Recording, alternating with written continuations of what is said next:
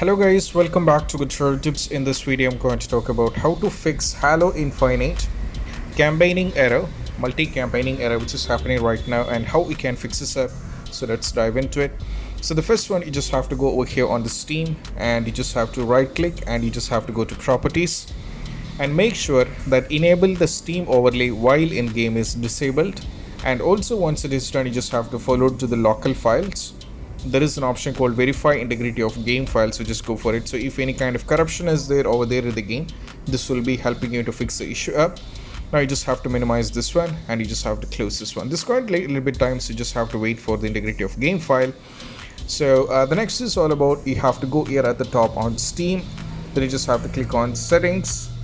Now you just have to go over here on downloads and you just have to click on clear download cache, and this is what you have to do. Go for OK, and sometimes that's gonna guys fix helping you guys out. So this is what you have to do. And we have one more solution which you have to try out. Is all about, you just have to go over here on the settings. Now you just have to type graphic settings.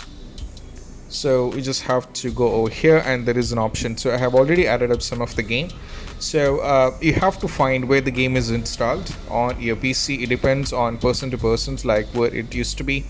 So if it is on local disk C, you just have to find where the game is installed on the program files, maybe over here in the Steam. You just have to go to Steam, and now from here you just have to find where the game is installed. So you just have to find where the game is installed and you have to add this, like the crab game and Forza Horizon is already added. So you just have to add the game, and most probably after trying all these things, we have one more solution which is all about, you have to update your driver. So you just have to go over here and go to device manager. Now from here you just have to navigate to here on the display adapters. Now you just have to right click and you just have to go for update driver. So search automatically for the drivers and you have to update it. So these are the basic steps which you have to try out when you're having this error.